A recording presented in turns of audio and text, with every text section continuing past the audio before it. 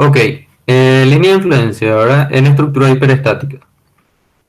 Para entender la base en la cual se basa el método de las líneas de influencia en estructura hiperestática, tenemos que ver los teoremas de Betti y Maxwell, ¿verdad? Como les digo, estos son teoremas que generalmente no se dan ni en resistencia de materiales ni en estructuras 1. Entonces, por lo general pasan desapercibidos, pero su aplicación es fundamental para entender el método de Müller-Breslau, ¿verdad? Que es el método para calcular la línea de influencia, ¿verdad? Entonces, el teorema de Betti dice que sea una estructura cualquiera para la cual un estado de cargas PI constituye el estado real y otro estado PK constituye el estado virtual de cargas, ¿verdad?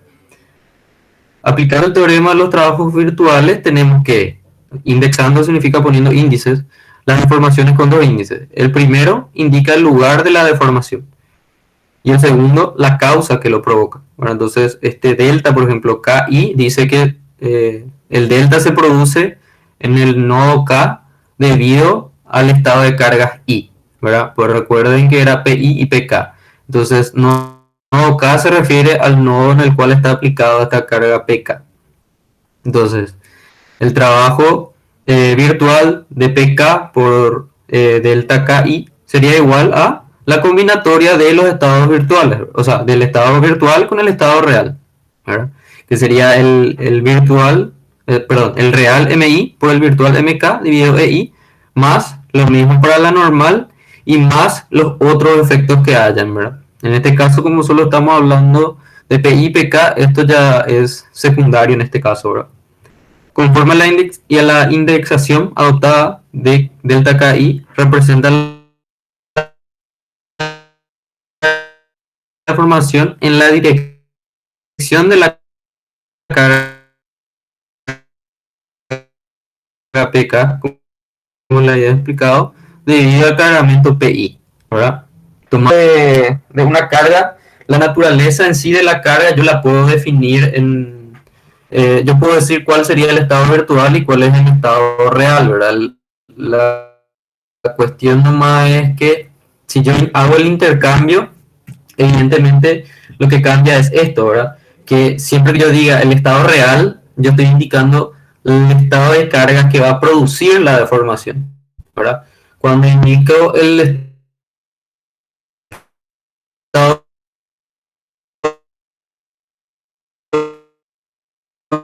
virtual, lo que estoy diciendo es el lugar y el tipo de deformación. Ahora PK es el que se va a producir y en qué dirección. Entonces vamos a tener de que el trabajo virtual de PI va a ser por delta IK en este caso, ¿verdad? Porque la deformación se produce en el nodo I, donde actúa PI, ¿verdad? Y es debido a la carga PK, ¿verdad? Porque definimos ahora la carga PK como el estado real. Entonces el trabajo interno de esta estructura va a ser ahora, en lugar de MI por MK, va a ser MK por MI dividido la rigidez, más lo mismo para el axial, más los otros efectos secundarios, ¿verdad? Y acá lo que podemos ver de que este diagrama, por ejemplo, de momento flector MK es el mismo que está acá. Y este diagrama MI es el mismo que está acá. Entonces, este término es igual a este. Este término es igual a este. ¿Se entiende? Es decir, de que este miembro y este miembro, los miembros derechos de estas dos ecuaciones son iguales, ¿verdad? Incluso si es que hubieran más efectos que solamente P y PK. ¿Por qué? Porque siempre estoy combinando un estado con otro, ¿verdad? Y lo estoy definiendo alternadamente nomás como estado real y estado virtual. Como les expliqué, la única diferencia entre definir algo como estado real es decir de que esa es la carga que produce la deformación del estado virtual, ¿verdad? Entonces yo puedo saber de que como estos y estos términos derechos son iguales, estos dos son iguales, ¿verdad? Entonces, el trabajo virtual de PK por delta KI es igual al trabajo virtual de PI por delta IK, ¿verdad?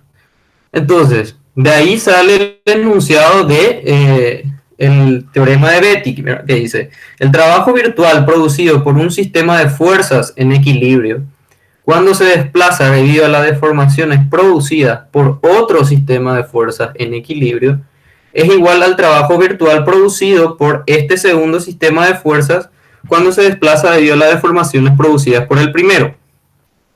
¿Qué quiere decir eso? Que los trabajos virtuales de el sistema real de cargas sobre las deformaciones virtuales es igual a las deformaciones reales por las cargas virtuales, ¿verdad? Es decir, los trabajos virtuales de las dos cargas son recíprocos.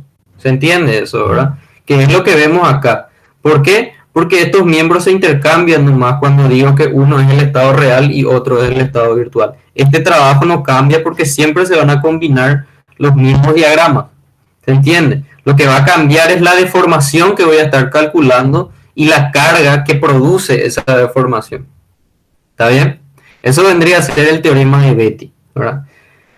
Y como una consecuencia directa de este teorema, sale el teorema de Maxwell, ¿verdad? Que dice que el desplazamiento de un punto en la dirección de un esfuerzo unitario provocado por un segundo esfuerzo unitario es igual al desplazamiento del punto de aplicación del segundo esfuerzo en su dirección debido a la aplicación del primero.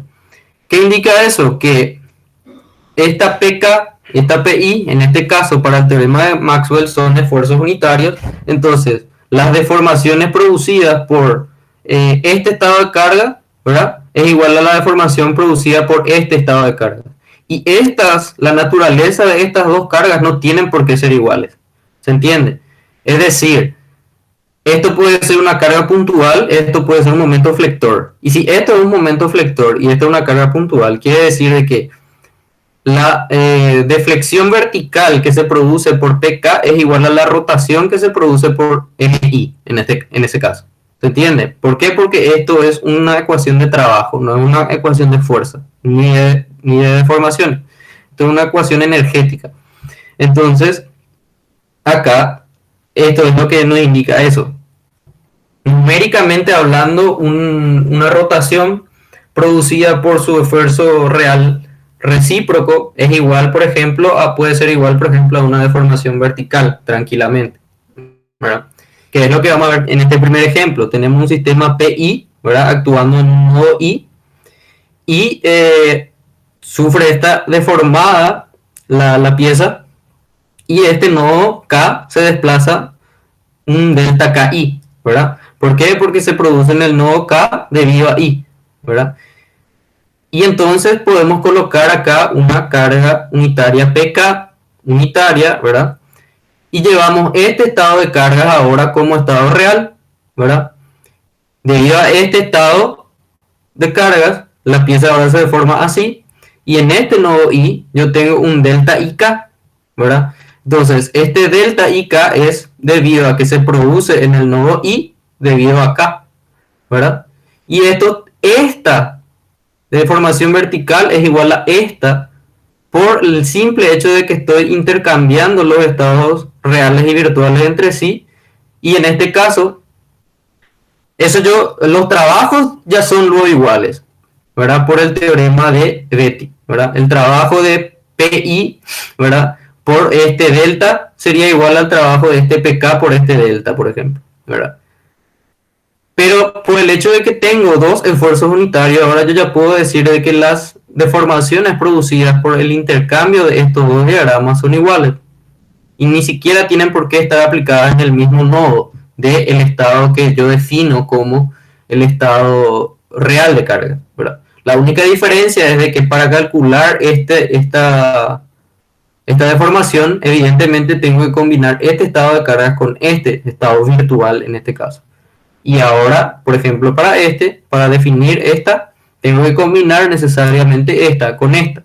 Pero como les digo, el hecho de que yo defina ya de forma directa de que este es igual a este es porque yo sé que estos dos esfuerzos o cargas, estados de carga son unitarios, y eso es lo que me dice el teorema de Maxwell. Ahora, si estos no fueran necesariamente unitarios los dos, ¿verdad? Supongamos ¿verdad? No fuera unitario, entonces yo no puedo más decir de que este es igual a este. Pero sí puedo decir de que los trabajos virtuales van a ser iguales. ¿Está bien? Este es otro ejemplo del que les había mencionado.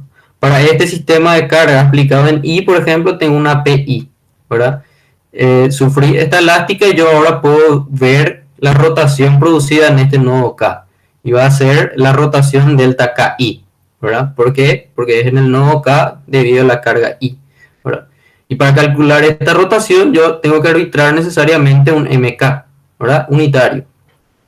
Entonces ahora si yo hago este intercambio, digo que este es mi estado real, por ejemplo, ¿verdad? Esto tendría una elástica así, supongan, y yo acá en este nodo I mismo puedo sacar una delta IK, ¿verdad? En el nodo I debido a MK. Y para sacar esta yo tengo que arbitrar necesariamente este estado unitario que termina siendo el principal, ¿verdad?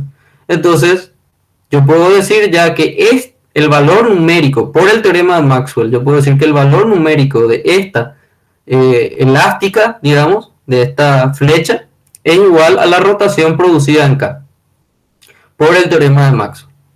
¿Está bien? ¿Se entendió todo eso? Sí, creo que sí, profe. Creo que entiendo.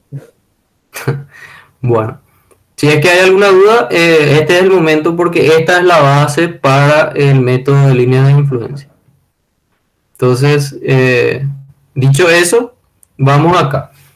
La regla de resolución, ¿verdad? Que la regla de resolución primero es llegar, o sea, utilizar los conceptos o los teoremas que vimos recién para llegar a una especie de conclusión de cómo podemos resolver la línea de influencia que dice el método de Müller-Breslau también, y después vamos a ver de por qué Müller-Breslau dijo lo que dijo, ¿verdad? Ahora, supongamos que queremos obtener la línea de influencia de los momentos flectores en los nodos B y C, ¿verdad? Sabemos que esta estructura es hiperestática porque es una viga continua, es decir, estos apoyos no están rompiendo la continuidad acá, pues no tienen ninguna rótula, ¿verdad? Quiere decir que esta es una viga continua apoyada nomás sobre estos apoyos, ¿verdad? Entonces, si suponemos eso, podemos decir de que tenemos, vamos a suponer que esto era de segundo género y el resto todo de primer género, ¿verdad? Entonces tenemos hiperestaticidad 2. Entonces se adopta el sistema principal siguiente o esta isostática fundamental, ¿verdad? X1 y X2. Entonces, si yo llevo esto a una ecuación de equilibrio o más bien de ecuación de compatibilidad, voy a llegar a esta fórmula, ¿verdad? Que era el cálculo de las incógnitas hiperestáticas, va a ser la inversa de la matriz F por R0, ¿verdad? Sacando ya el signo acá, que es lo que usamos comúnmente. Entonces ahora yo quiero que tengan presente de que esta matriz beta le voy a llamar a la inversa de F, ¿verdad? Y estos son las deformaciones iniciales que se producen debido a P1 en X1 y en X2, ¿verdad? Entonces, tengo esto y esto como recordatorio. Los distintos términos beta y j, ¿verdad? Que son estos, son funciones dependientes exclusivamente del sistema principal o isostática fundamental adoptado. Porque esta es la isostática fundamental que me da una matriz de flexibilidad específica. ¿Por qué? Porque voy a tener que combinar estos dos estados virtuales entre sí y esa matriz de flexibilidad me va a dar esta matriz beta, ¿verdad? Por lo que no depende del estado real. Obvio, ¿verdad? Porque nuestra matriz de flexibilidad nosotros no tenemos cuenta del estado real de cargas todavía. Sin embargo, los términos R y 0 sí son función de este sistema real de carga, ¿verdad? ¿Por qué? Porque justamente estos R y 0, ¿verdad? Son las rotaciones que se producen en X1 y en X2 debido al estado 0 o al estado real de cargas. Entonces, esta matriz sí depende de este, pero este no. A sabiendas que estamos realizando el estudio de líneas de influencia, ¿verdad? Nuestro tren de cargas, que es la carga por la que va a pasar sobre nuestro tablero, ¿verdad? Sabemos de que este tren de carga va a ser unitario. Entonces, y sabemos además de que como estamos en línea de influencia, la carga es móvil, ¿verdad? Entonces, para cada posición de esta carga P, yo voy a tener un valor diferente de R y 0. ¿Se entiende? ¿Verdad? ¿Por qué? Porque estoy diciendo que las R y 0 son producidas por P. Pero P es una carga móvil, o sea que cuando estos estén, supongan, a la mitad del tramo AB, se producen un R10 y un R20. Pero cuando P está en la mitad del tramo BC, por ejemplo, se van a producir otras R10 y R20, ¿verdad? Entonces siempre vamos a tener valores distintos.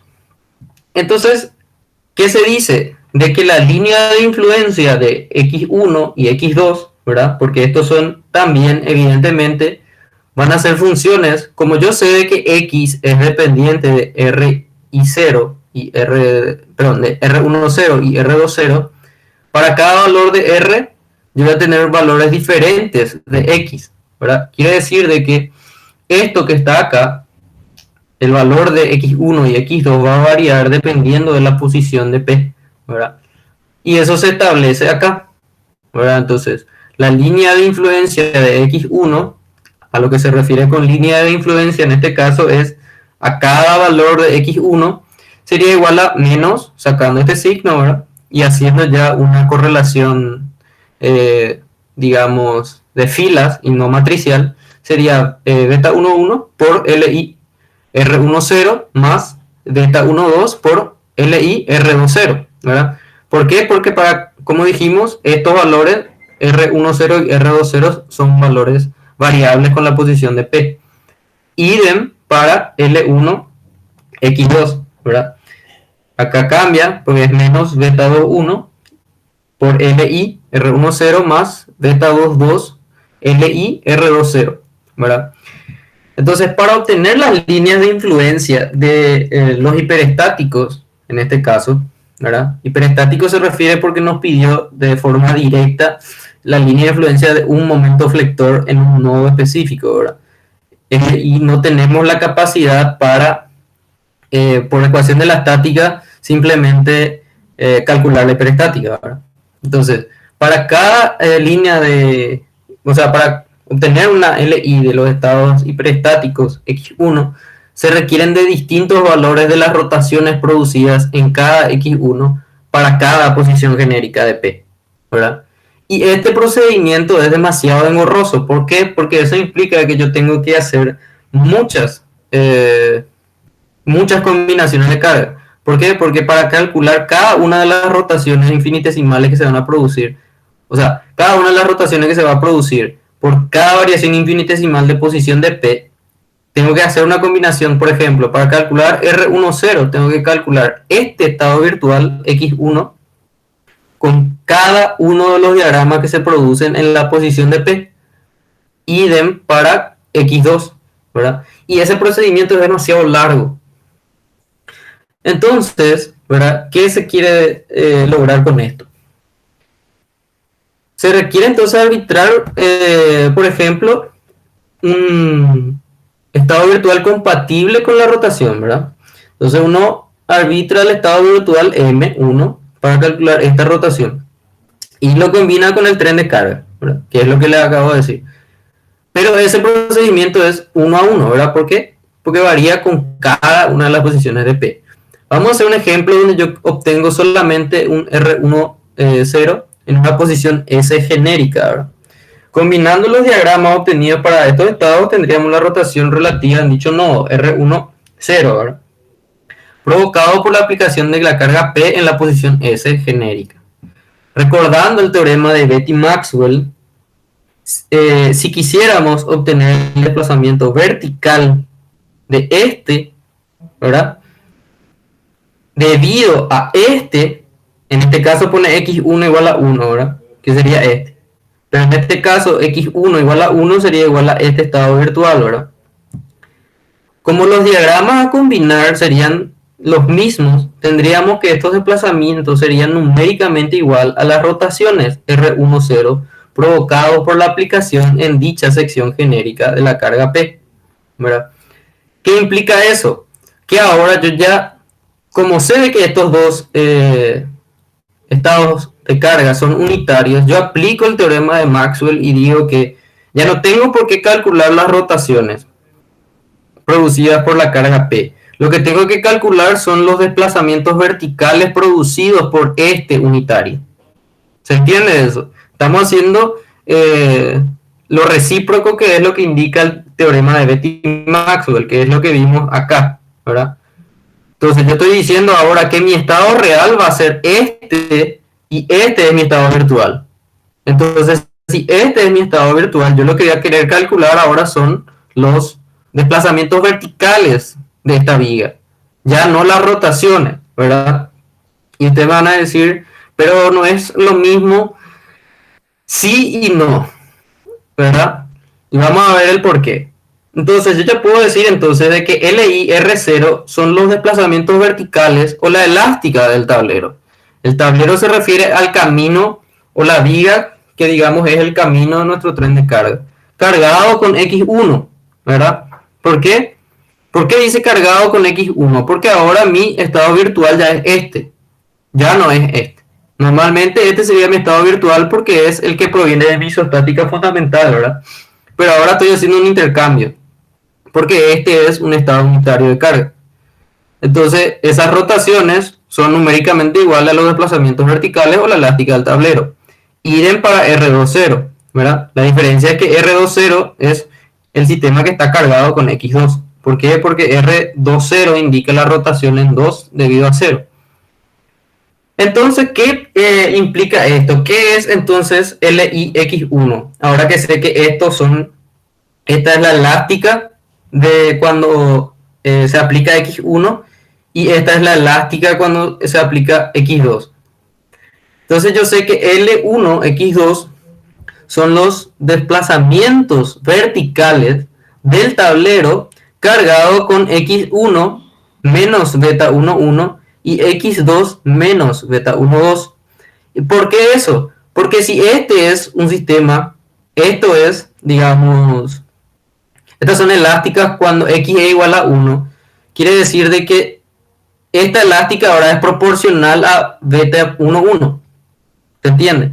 Es decir, de que para calcular el verdadero valor de la línea de influencia X1 a la elástica producida por X igual a 1, hay que multiplicarle por el beta 11 y a su recíproco del otro estado virtual de la hiperestática, beta 12, que es la combinación entre X1 y X2.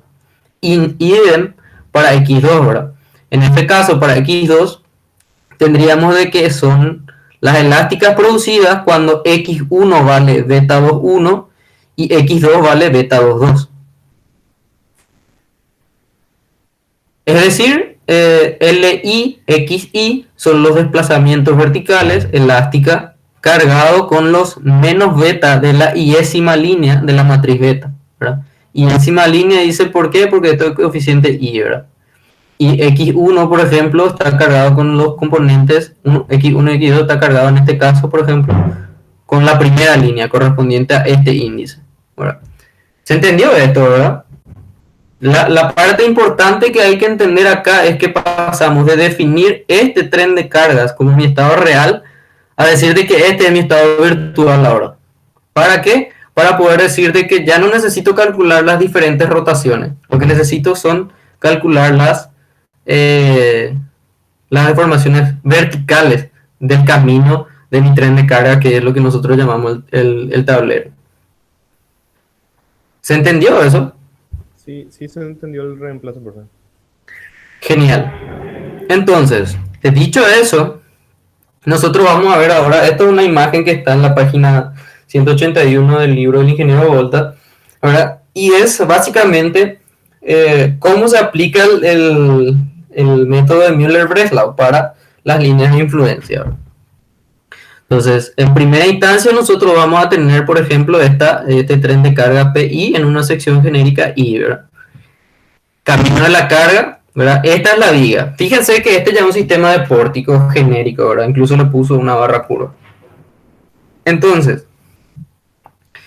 el tablero solamente es la viga o las barras por las que directamente pasa el tren de carga. Es decir, estas barras verticales, por ejemplo, ya no forman parte del tablero porque esta P solamente pasa por esta serie de barras horizontales. Entonces, el camino de la carga es el tablero. Importante eso. Supongamos ahora que yo quiero sacar, por ejemplo, la línea de influencia de este nodo, ¿verdad?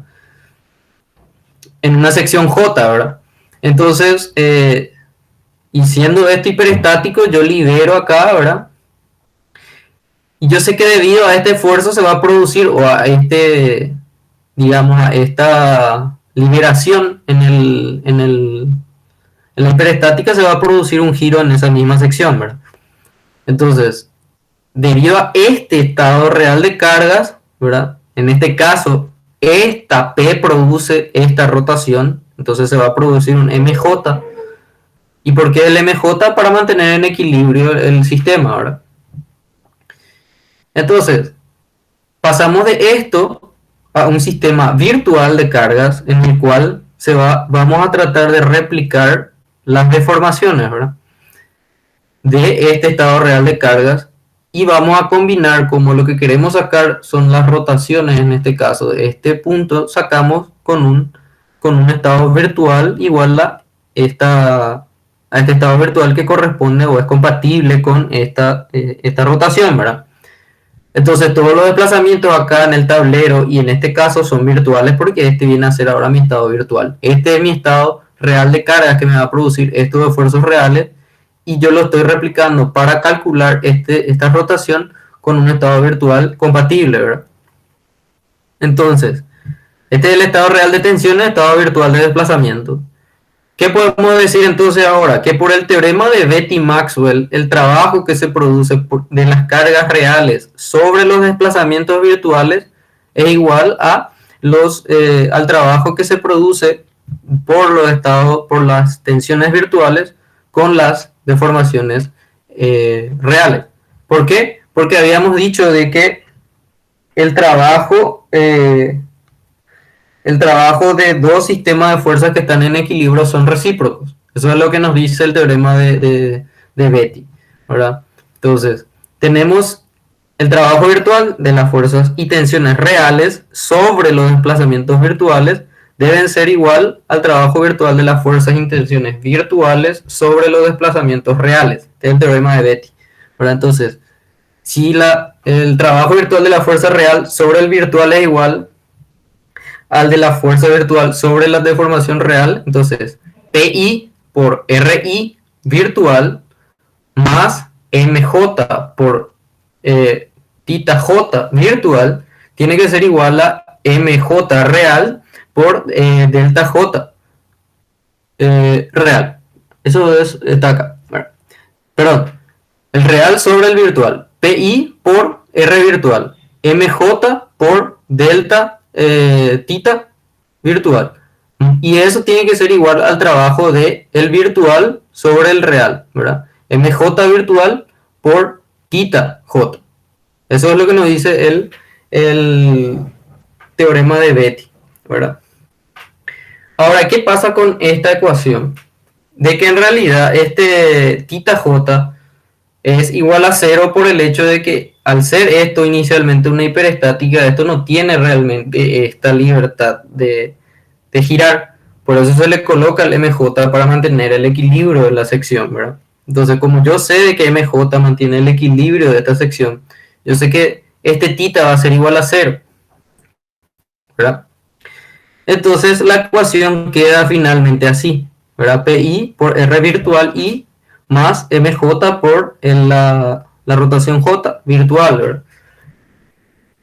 Entonces, ¿qué pasa? Esta es nuestra primera ecuación de equilibrio estático. Y el procedimiento de Müller-Breslau, que es lo que vieron en estructuras 1, nos dice que para calcular la línea de influencia de un efecto cualquiera, ya sea la línea de influencia, un diagrama o un esfuerzo simple o una reacción, primero que nada hay que liberar el vínculo capaz de transmitir ese efecto, cuya línea de influencia se desea determinar, ¿verdad? Y en esa sección donde actúa el efecto que querés sacar, se le atribuye a la estructura un desplazamiento virtual unitario. Y ese desplazamiento virtual es absoluto en el caso de reacciones de apoyo y es relativo en caso de esfuerzo simple, ¿verdad? Entonces, si yo acá, en este caso, hago uso de esto, yo acá liberé un MJ, Entonces yo puedo sacar una línea de influencia del momento flector en esta sección J en función de lo que dice el método de Wiener-Breslau, ¿verdad? Porque yo ya liberé el vínculo que transmite ese efecto. Y en esta sección J ahora yo lo único que tengo que hacer es atribuir un desplazamiento virtual unitario. Y como estamos hablando de la línea de influencia de un esfuerzo simple, el giro relativo tiene que ser igual a 1, pero es el giro relativo virtual, es decir, el delta J virtual. Perdón, tita J virtual. Si esto, por ejemplo, era la línea de influencia de esta reacción de apoyo, entonces yo liberaría este apoyo y la deformación absoluta del apoyo sería unitaria, ¿verdad? Que es lo que dice acá. En este caso, como es un esfuerzo simple, el giro es relativo, no absoluto, ¿verdad? Bueno, entonces con esta ecuación y conforme a lo que dice Müller-Breslau, desplazamiento virtual unitario, yo defino delta o tita, disculpen, J virtual igual a 1. Entonces la ecuación queda, sabiendo de que P, nuestro tren de cargas, también es unitario, ¿verdad? Va a quedar despejando esto 1, pasa R al otro miembro con signo cambiado. ¿Y qué significa esto? Esto es lo que ya habíamos, de alguna manera sabemos de estructura 1 también, ¿verdad? Que es lo que dice Müller-Breslau. Müller-Breslau dice que la línea de influencia de un efecto cualquiera es igual a la elástica producida en el tablero cuando se libera el vínculo correspondiente y se arbitra un desplazamiento virtual unitario en dicha sección, ¿verdad? Entonces, para que la línea de influencia sea igual a nuestra elástica del tablero, se tiene que cumplir dos cosas. Se tiene que haber liberado el efecto en la sección donde estoy buscando la línea de influencia y ese desplazamiento asociado a esa línea de influencia tiene que ser unitario. Esas dos cosas se cumplen y entonces ahí podemos decir de que nuestra línea de influencia se va a corresponder con la elástica del tablero, ¿verdad? Entonces, genial. La primera parte era para ver el hecho de que vamos a pasar de tratarle al tren de carga como un estado real a un estado virtual. Y lo siguiente que vamos a hacer es sacar o definir a la línea de influencia. Vamos a utilizar una metodología que es el Müller-Breslau para que nuestra línea de influencia a calcular sea igual a la elástica del tablero con un desplazamiento virtual unitario. ¿Ok? Genial. Entonces, dicho eso, es ahora calcular y dibujar la línea de influencia del tensor 8 y del momento flector a la izquierda del nodo 2, ¿verdad? Si este es el nodo 2, sería el nodo a la izquierda, es decir, acá. Entonces, yo sé que esta estructura es hiperestática, entonces la primera parte es volverla isostática y como les había dicho, para utilizar el método de Müller-Breslau se tienen que cumplir de que primero que nada tenemos que liberar la línea de influencia que queremos calcular y aparte de eso en esa sección tenemos que arbitrar un desplazamiento unitario que sea compatible con ese esfuerzo, ¿verdad? Entonces si nos pide calcular la línea de influencia del tensor 8, lo primero que ya tenemos que saber es que se tiene que liberar el tensor 8, es decir, acá van a haber dos fuerzas virtuales, ¿verdad? Y nos dice de que también pide la línea de influencia del momento flector a la izquierda del nodo 2. Y como nos está pidiendo un momento flector, tenemos que darle libertad para girar, ¿verdad? Y eso ya son 2 grados de libertad que se le va a dar a esta estructura. Pero si las dos, vamos a suponer de que tenemos que en este caso, esta estructura tiene hiperestaticidad 4, ¿verdad? Pero vamos a suponer que tenía 2 nomás. Si solamente tiene 2, ¿verdad? Ya me alcanza con la línea de influencia que me está pidiendo. Ahora, como en este caso, por ejemplo, tiene hiperestaticidad 4, ¿verdad? Y solamente me está pidiendo 2 líneas de influencia, significa que yo, además de lo que ya él me obliga necesariamente a quitar por la línea de influencia que quiero calcular, le tengo que otorgar 2 grados de libertad más. Y al hacer eso, tengo que tener muy presente de no volver a la estructura móvil, ¿verdad? En la práctica no van a tener ese problema porque nosotros ya le vamos a pasar la isostática fundamental que tienen que usar, que tienen asociadas las líneas de influencia que se le va a pedir, ¿verdad? Pero tienen que tener presente eso para la teoría, sobre todo, ¿verdad? Bueno, dicho eso, esta tenemos nuestra siguiente isostática fundamental o sistema principal de carga, ¿verdad?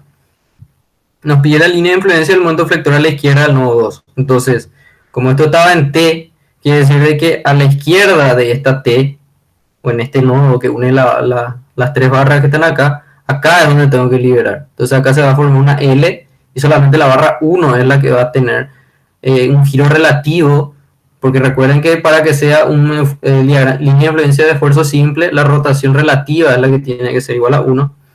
Y ahora tengo un tensor 8, ¿verdad? O sea que en este caso tengo que liberar este tensor que está acá. Y digamos que la variación de longitud de este tensor tiene que ser relativa, igual, unitaria, ¿verdad? No puede ser absoluta porque no es una reacción de apoyo. Como tiene hiperestaticidad 4, se completa con otros estados virtuales, dándole 2 grados más de libertad, ¿verdad? Que serían este P2 y P3, ¿verdad? Entonces, esta sería nuestra isostática fundamental, las cuales 2 de nuestros estados virtuales sí o sí son estados virtuales que definen la línea de influencia que nos quiere pedir, ¿verdad? Se van obteniendo cada uno de los diagramas para esta isostática fundamental, ¿verdad? Y lo siguiente es cargar la matriz B. Y en este caso, para cargar la B de todas estas barras, el procedimiento es exactamente igual a como veníamos cargando las barras. Se van a cargar las barras con normal derecha, momento izquierdo y momento derecho. Con la misma convención, barras horizontales, la línea de visualización va por abajo y se va de izquierda a derecha. Y nuestras barras verticales van de abajo hacia arriba con la línea de visualización hacia la derecha, ¿verdad? Atendiendo de que nuestra matriz B es de NC por NH0, ¿verdad? NC es 3, que son normal y 2 flexiones, ¿verdad? Y NH0 son los grados de libertad que se le dan, ¿verdad? Entonces, como yo tengo en este caso 4 grados de libertad, porque tiene hiperestaticidad 4, esta matriz va a ser de 3 por 4, ¿verdad? Donde en cada columna van a ir la normal derecha, momento izquierdo y momento derecho, para cada uno de estos estados virtuales, entre comillas.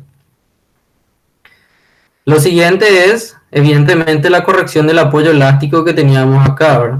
Porque ahora queremos sacar la matriz de flexibilidad para obtener la matriz beta, ¿verdad? Entonces hay que corregir necesariamente la componente 2 porque eso define, esta P2 que define la componente de la segunda línea de la matriz de flexibilidad.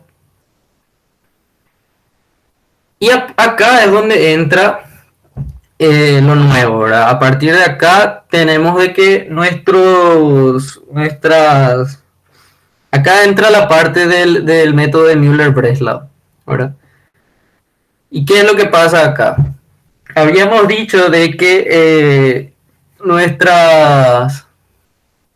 el método de Müller-Breslau nos obliga ya de una a colocar los desplazamientos virtuales unitarios en los lugares donde queremos obtener la línea de influencia, ¿verdad?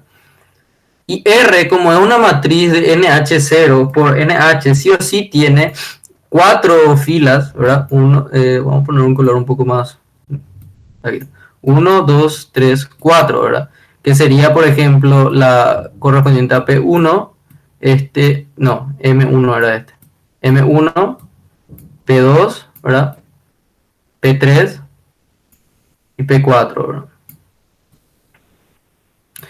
Entonces, vamos a hacer una visualización, ¿verdad? En dónde está. Tenemos que las líneas de influencia corresponden a M1 y a P4, ¿verdad? Entonces, la rotación acá para el estado 1 y para el estado 4, ¿verdad? Entonces, si me voy otra vez acá, la rotación R, ¿verdad? Como sé que es de NH0, ¿verdad? 4.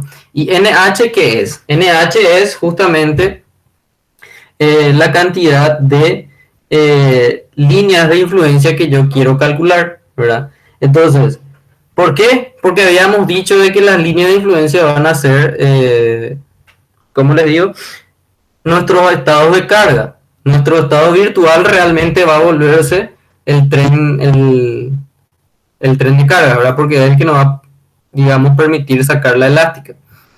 Entonces acá voy a tener dos columnas, que es la línea de influencia 1 y la línea de influencia 2, ¿verdad? Que quiero que sacar, ¿verdad?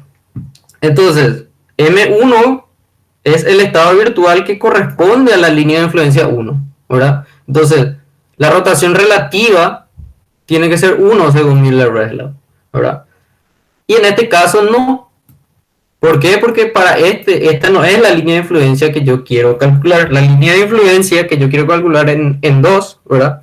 Sería el tensor, ¿verdad? Que es P4. Entonces yo sé que en la línea 4 y la columna 2, ahí entra el unitario.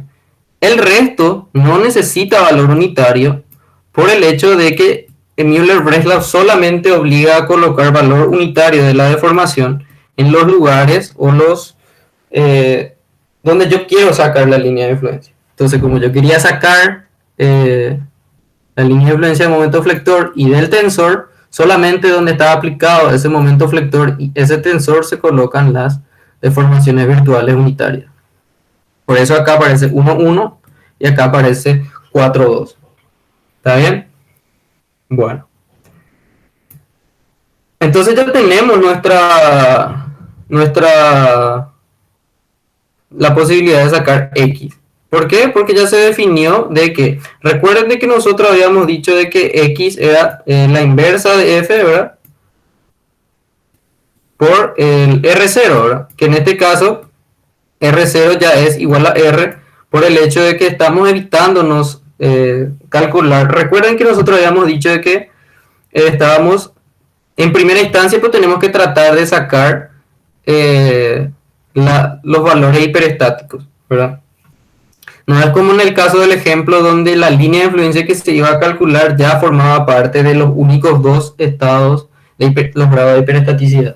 En este caso sí, dos de las líneas de influencia que nos pide forman parte del estado de hiperestaticidad, pero la estructura no está todavía totalmente definida, liberando esos dos grados de libertad. Necesitamos dos más. Entonces, ¿qué quiere decir? De que tenemos que calcular primero esas reacciones X de alguna manera. Y eso se hace con esto. Eso es lo que permite hacer el método de Müller-Breslau. Es, digamos, definir ya un estado de cargas con una rotación o con un desplazamiento unitario. Sería lo mismo a, por ejemplo, ya tener deformaciones en un resorte. Cuando uno ya tiene las deformaciones en un resorte, esas deformaciones ya definen un estado de carga, ¿verdad? Entonces, estas rotaciones y este desplazamiento ya definen el estado de carga. Entonces, eso va a obtener, digamos, unas incógnitas hiperestáticas, ¿verdad? Ahora, ¿qué pasa?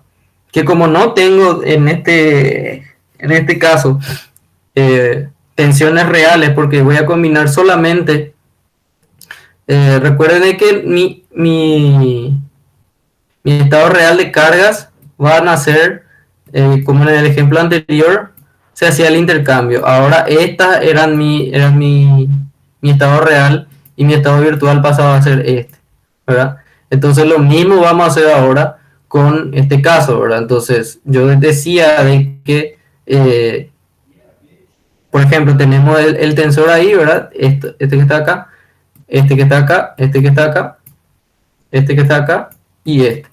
Esto que está acá ahora es mi estado real y este que está acá es mi estado virtual, ¿verdad? Entonces para calcular la matriz Q yo tengo que solamente usar la matriz B, ¿verdad? Porque este es mi estado real.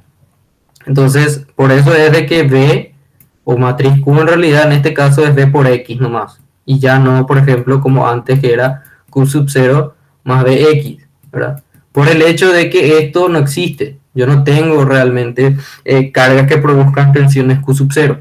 ¿Por qué? Porque el estado de carga está definido a partir de estos desplazamientos. Bueno, pasamos Y tenemos ahora que sacar tenemos que sacar la elástica justamente, ¿verdad? ¿Por qué? Porque nuestro estado virtual es este, ¿verdad? Entonces, si yo sé que mi estado virtual ahora es una carga que está pasando, yo necesito sacar la elástica de este tablero, ¿verdad? Vamos a poner una elástica cualquiera. Esto no tiene por qué ser, esto es representativo nomás, ¿verdad? Entonces yo necesito saber cada una de las informaciones que se va a producir en este tablero, porque es el lugar, recuerden de que la línea de influencia o las rotaciones, por ejemplo, de nuestros estados van a ser iguales a la elástica del tablero, ¿verdad? Y a estos estados virtuales, ¿qué es lo que vamos a hacer? Nosotros ya no vamos a colocar más la carga en una posición genérica. Lo que vamos a hacer es, primero que nada, y a esto le vamos a llamar estado virtual V1. ¿Cuál es el procedimiento para sacar el estado virtual V1? Lo primero es despreciar, digamos, las deformaciones axiales. Lo segundo es colocar o definir los nodos que tienen una deformación vertical en el tablero. Teniendo estas cosas en cuenta, vamos a ir y vamos a mirar nuestro tablero acá, ¿verdad? Entonces, desprecio el axial, desprecio la deformación axial y tengo que tratar de, para sacar mi estado virtual de 1, sacar los desplazamientos verticales del tablero, de los nodos que van a producirse, los nodos que se van a producir una deformación vertical. Entonces yo miro este tablero, ¿verdad? Y digo, en realidad tengo que mirar el tablero principal, no el de la isostática fundamental, sino el de la hiperestática. Entonces, ¿qué pasa acá? En este tablero, los nodos extremos, por ejemplo, esto es una condición de contorno. Esto es un apoyo fijo. Quiere decir que este nodo no se va a deformar vertical.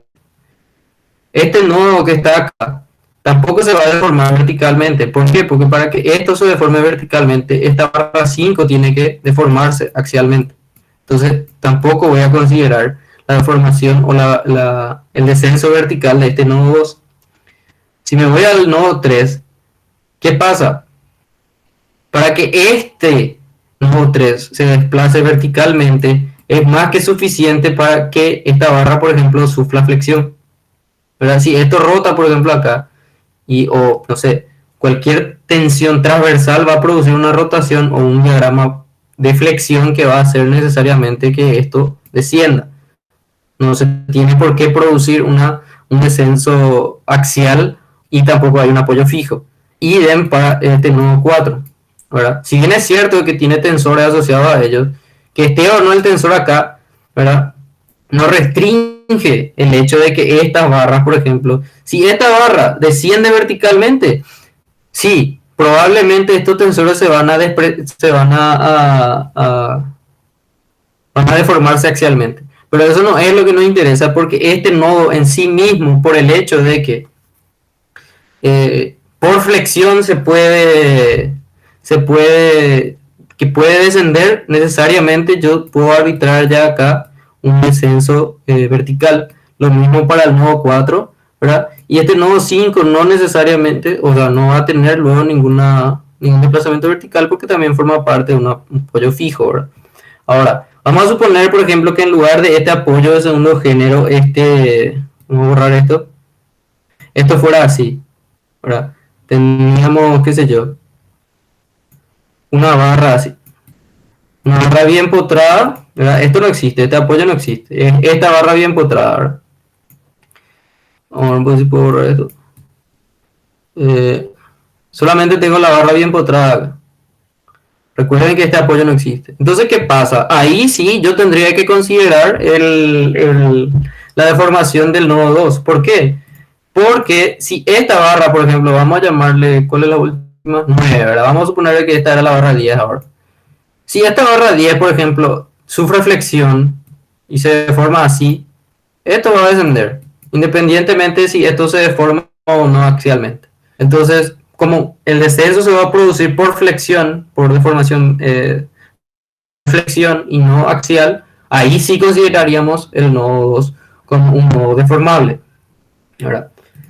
Entonces, cuando ya reconocemos en nuestro tablero cuáles son los nodos deformables o que pueden descender verticalmente, arbitramos cargas unitarias en esos nodos para calcular justamente el descenso de estos nodos.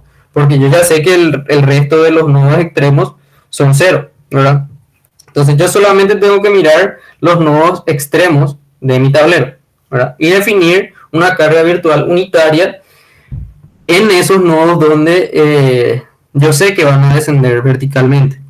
Y este estado es el que yo voy a denominar el estado virtual V1, ¿verdad? Y voy a sacarle otra vez los diagramas. Cuando esto sea P igual a 1, voy a tener este diagrama. Cuando tenga esta P igual a 1 en el nodo 4, voy a tener este diagrama. Y estos son los diagramas de fuerza simple para el estado virtual V1. Esto también lo tengo que cargar en una matriz V1, que es la misma cosa que la matriz V. O sea, se carga de la misma manera que la matriz V. Normal derecha, momento izquierdo y momento derecho.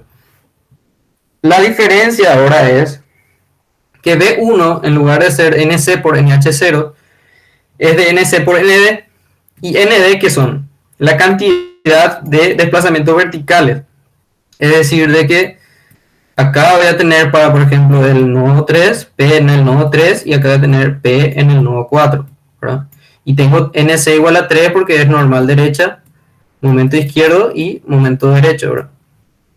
Entonces yo cargo acá cada uno de esos valores para estos diagramas que están acá. ¿Está bien? Correspondiente a este estado virtual y a este estado virtual, por separado. Bueno, cargado esto, ¿qué es lo que se hace ahora? Hay que entender algo. Cuando yo tengo, por ejemplo, una barra cualquiera, independientemente de su posición de apoyo, ¿verdad? Pero vamos a concebir esto como un sistema, ¿cómo es que se le llama? Una cadena cinemática. Es decir, de que tiene completa libertad para desplazarse sin ningún tipo de restricción, ¿verdad? Cuando yo hago pasar, por ejemplo, una carga P sobre este sistema, esta cadena cinemática, en una posición X, ¿verdad? Sabiendo que esto tiene longitud L, yo sé de que se va a producir, primero que nada, esta barra se va a deformar, pero también se va a desplazar, ¿verdad? ¿Por qué? Porque cuando para cada posición de P, esta barra se va a ir desplazando de forma diferente, ¿verdad? Y van a pasar dos cosas. Se va a desplazar y se va a deformar, ¿verdad? La primera son los desplazamientos que va a sufrir en su extremo, ¿verdad? Este, por ejemplo, se va a desplazar un RI y este, por ejemplo, se va a desplazar un RJ. Y ahí tendría yo, si esto fuera un sistema completamente rígido, esto estaría así. La barra se quedaría así. Pero yo sé de que, por ejemplo, si estoy tratando estructuras hiperestáticas, la estructura hiperestática por lo general tiene una elasticidad, es decir, se van a deformar. Y entonces, en este mismo nodo, por esa misma carga, va a sufrir una deflexión, es decir, por los esfuerzos internos que se van a producir, esto se va a deformar. Entonces, en lugar de ser un mecanismo rígido y recto, va a tener una forma curva. ¿Está bien? Entonces, ¿qué es lo que pasa? Que la deformación total de este, ¿verdad? Está asociado a las rotaciones de los extremos, además de lo que pasa en el tramo. ¿Se entiende eso, verdad? Porque la posición, digamos, si esto está en su posición inicial, o esta, ¿verdad? Esta es la deformación completa que sufrió ese, ¿verdad? No es ni esta, ni solamente esta. Es, digamos, la completa, ¿verdad? Es todo esto. Entonces, ¿qué nos dice eso? De que de alguna forma, para nosotros sacar verdaderamente la elástica de nuestro tablero, tenemos de alguna manera concebir tenemos que sacar primero las deformaciones de los extremos. Y eso es justamente lo que acabamos de hacer cuando nosotros pusimos esas cargas unitarias en lo que nosotros definimos como nodos del tablero que pueden descender verticalmente. Esos son los llamados desplazamientos nodales. Y eso lo vamos a ir guardando en RI y en RJ, ¿verdad? Para cada extremo de barra del tablero.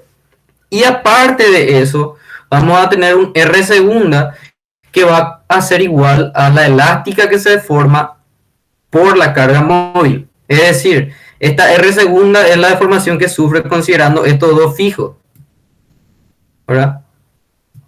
Esto nomás es R segunda. Pero la deformación total del tablero es esto completo. ¿Se entiende? Entonces necesariamente en alguna parte hay que tener presente los valores de RI y RJ, ¿verdad? Bueno, y eso es lo que vamos a ver acá. Primero que nada, ¿qué es lo que ocurre? Yo tengo que sacar ahora cada una tengo que sacar esta RI y RJ. ¿Cómo salgo de eso? Con esto, ¿verdad? R1 va a ser la combinación de los estados V1, ¿verdad? Con el estado real, que es la Q, ¿verdad? ¿Y qué es lo que habíamos dicho? De que nosotros íbamos a hacer lo inverso, íbamos a considerar nuestros estados virtuales HB que corresponden al grado de hiperestaticidad como el estado real y al tren de cargas como el estado virtual final, ¿verdad? Pero como nosotros no queremos considerar realmente el tren de carga completo, nosotros sacamos solamente primero el tren de carga en función a los nodos extremos de cada barra, ¿verdad? Y eso es B1. Mientras que el estado virtual en este caso, entonces yo lo cargué en B, ¿verdad? Entonces para yo sacar la RJ o la RI, ¿verdad? En cada extremo, estos que están acá se sacan con la combinación del estado virtual que me produce la deformación, que define la deformación que quiero calcular, con el estado que lo produce, ¿verdad? Y eso es lo que está definido en esto que está acá, porque habíamos dicho ya de que Q era B por X, ¿verdad? ¿Y qué es lo que sigue? Lo siguiente es, la siguiente parte ya tiene que ver estrictamente con lo que pasa en el tablero. Hay que redefinir el tablero en general. Número de barras del tablero, primero que nada. Tenemos 1, 2, 3, 4 barras, ¿verdad? Entonces defino como 4. Número de componentes del tablero. A eso me refiero a los tipos de esfuerzos que vamos a tener en cuenta. Y como les había dicho, para línea de influencia vamos a despreciar la deformación axial. Solamente necesitamos entonces el M izquierdo y el M derecho, ¿verdad? Entonces por eso que las componentes ahora en lugar de ser 3 pasan a ser 2. Esto es un número de subdivisiones que vamos a ver por qué. Y ese es un parámetro auxiliar lineal. Acá vuelvo a definir cada una de las longitudes de esa barra del tablero con su inercia y su módulo de elasticidad, ¿verdad? Y ahora saco esto que está acá, que vendría a ser los desplazamientos de los extremos del vector R2, ¿verdad? En este vector, que es el que va a definir ya la elástica completa, ¿verdad? Si yo tengo, por ejemplo, el tablero así y tengo el nodo 1, el nodo 2, el nodo 3, nodo 4 y el nodo 5, ¿verdad? Y vamos a suponer que su elástica sea algo así, ¿verdad? Entonces, en R2, ¿verdad? Como es una matriz lista que es de NH, que son las cantidades de líneas de influencia, ¿verdad? Quiere decir de que va a haber una fila para la línea de influencia del tensor 8, ¿verdad? Y va a haber una línea de influencia para el M1, o viceversa. Y es de NI más 1. NI era la cantidad de subdivisiones unitarias. O sea que va a haber acá mucho más de 50, si dependiendo del valor de NI, 51, ¿verdad? Y lo mismo acá. Porque había definido yo en la anterior como NI igual a 50, ¿verdad? Eso depende ya de ustedes, pero sabiendo de que a mayor número, mayor la precisión, ¿verdad? Y acá en este for estoy diciendo que para la primera fila, por ejemplo, tengo que definir el R1 barra de la hipótesis que le corresponde, ¿verdad? Es decir, voy a tratar de cargar justamente esto que están acá. Primero voy a definir el extremo izquierdo y después voy a definir el valor del extremo derecho, ¿verdad? Que son este y este. Y eso va a ir barra por barra. ¿Por qué? Porque eso es lo que yo saqué. Solamente eso yo puedo sacar cuando hago algo así. Solamente puedo sacar las deformaciones de los extremos, ¿verdad? Porque en ese lugar específico coloqué la carga unitaria. Pero yo ya sé que este es 0, este tiene un valor, este es un valor y este es 0. Pero él solo va a ir recorriendo el vector R1 que combina B1 con B, ¿verdad? Para sacar esa elástica. Y después queda esto, ¿verdad? Que es ya cómo saco entonces el resto de las deformaciones. O sea, con R hasta el momento R2 solamente calcula o guarda los valores de los extremos del tablero, ¿verdad? Y lo siguiente es justamente sacar cuáles son los valores de las deformaciones en el tramo de cada barra que conforma el tablero, ¿verdad? Y para eso, esto tiene una base teórica porque ya se utiliza un estado virtual que llamamos V2, ¿verdad? Que está asociado a una viga apoyada que tiene una carga P unitaria. Y esto tiene un diagrama así, ¿verdad? Que si no me equivoco es este término hasta acá y es este término de acá para adelante. ¿Por qué? Porque nuestro tren de carga se comporta de esta manera. Los diagramas que va a producir el tren de carga son todos lineales. Y siempre siguen esto. Independientemente en qué tramo del tablero está, siempre va a producir un diagrama similar a este.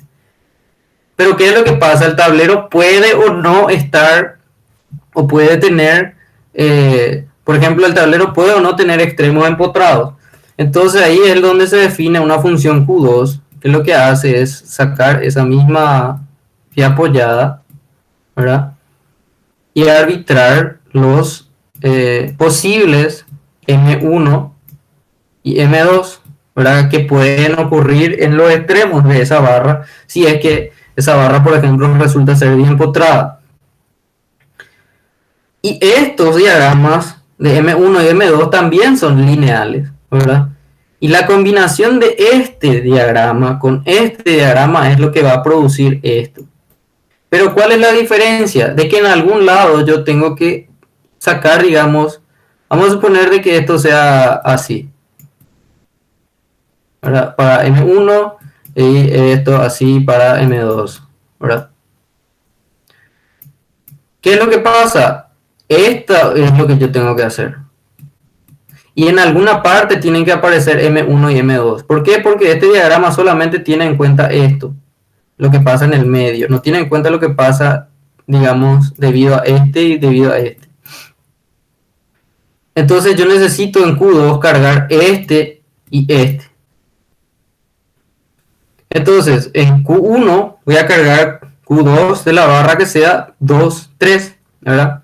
¿Por qué? Porque recordamos que nuestra matriz Q, que es Bx, todavía sigue siendo normal derecha, M izquierdo, M derecho. Entonces solamente me interesan estos dos, ¿verdad? Para de alguna forma poder convertir esas barras del tablero en diapoyadas con cargas M izquierdo, M derecho, ¿verdad? Por el hecho de que estoy despreciando la deformación axial, ¿verdad? Por eso esto sería 2 y esto sería 3. 2 corresponde a la fila 2 de la Q y 3 la fila 3, ¿verdad? Y eso vendría a ser la Q2, 1 y la Q2, 2, ¿verdad?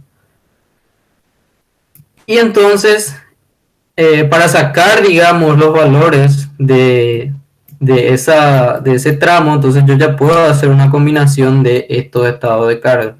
Este tren unitario con este, M1 y M2. Y al combinar esto es donde se obtiene esta expresión que está acá.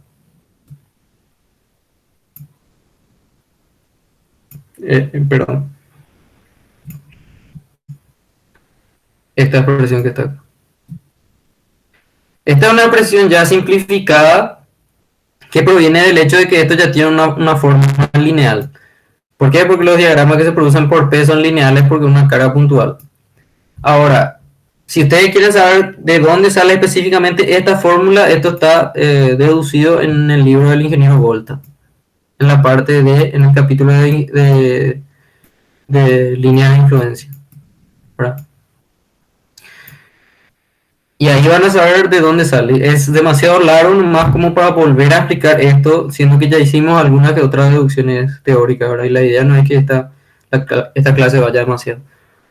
Pero esta es la idea del método, de esta parte en específico, ¿verdad? Combinar un estado lineal de carga con dos estados también lineales, cargando solamente sobre una diapoyada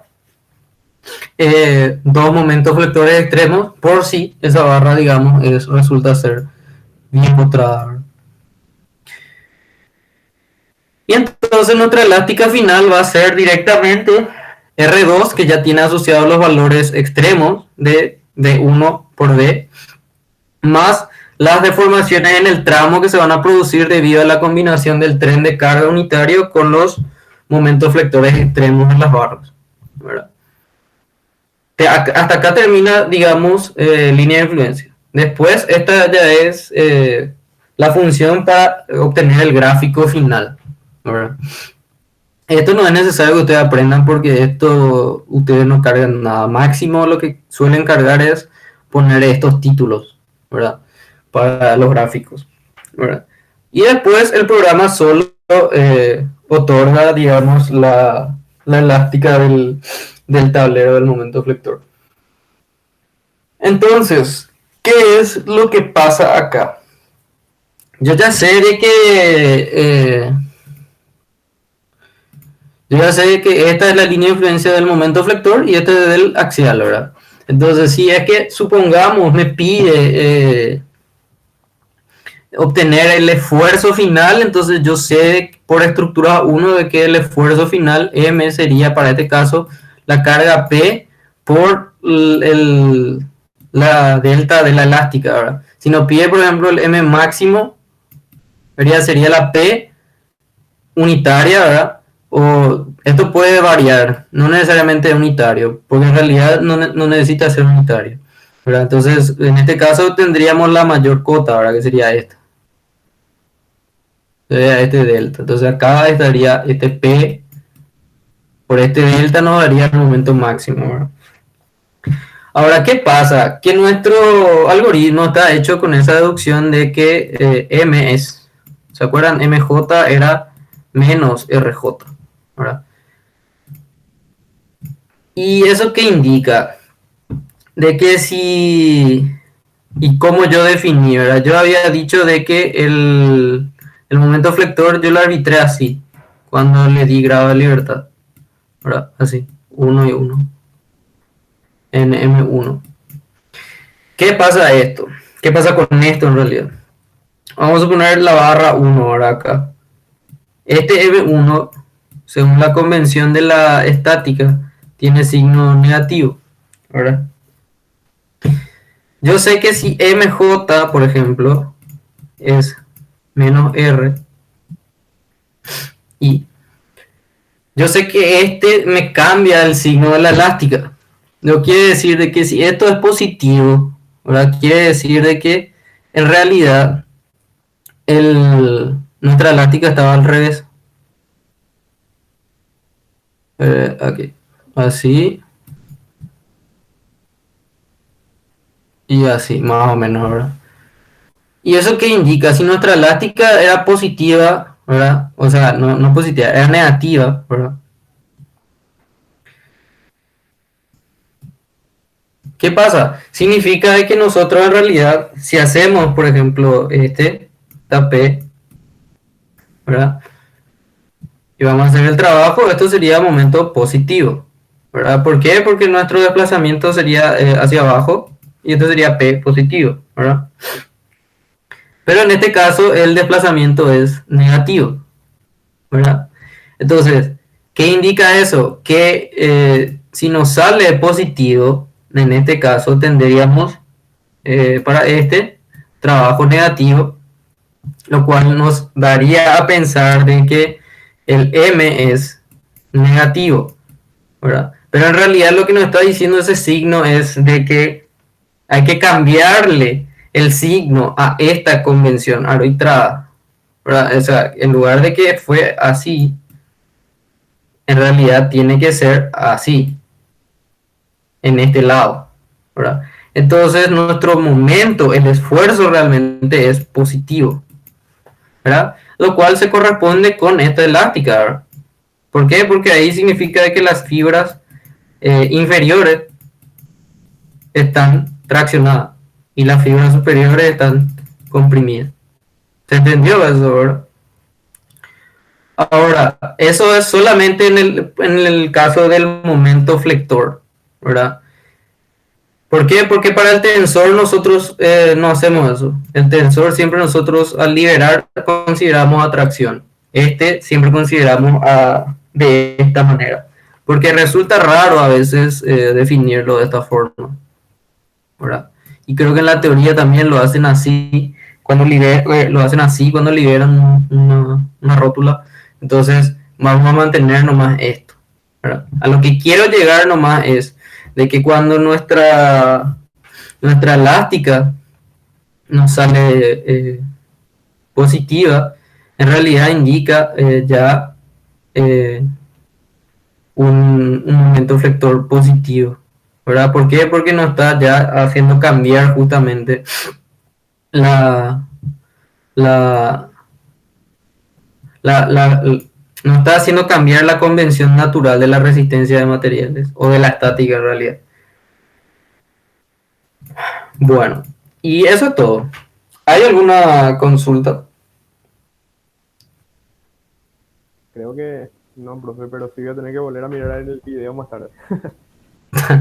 Bueno, dicho eso, entonces, si es que alguien más, ahora ahí voy a leer el chat, si es que hay alguien más, quiere, digamos que no se animó a preguntar nada hace rato por micrófono, puede hacerlo ahora por chat si es que desea.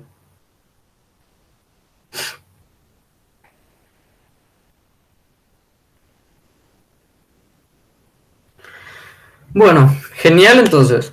Quedamos así. Y nos encontramos, no me acuerdo cuándo, pero hay un viernes otra vez en estos días que es, no sé si es feriado o luego es asueto. Creo que es feriado. Y ese día no vamos a tener clase tampoco. Pero ya no nos falta nada, nos falta la próxima semana. Bueno, entonces si es la próxima semana, entonces, independientemente si sea asueto o si sea feriado, ¿verdad? Nosotros vamos a respetar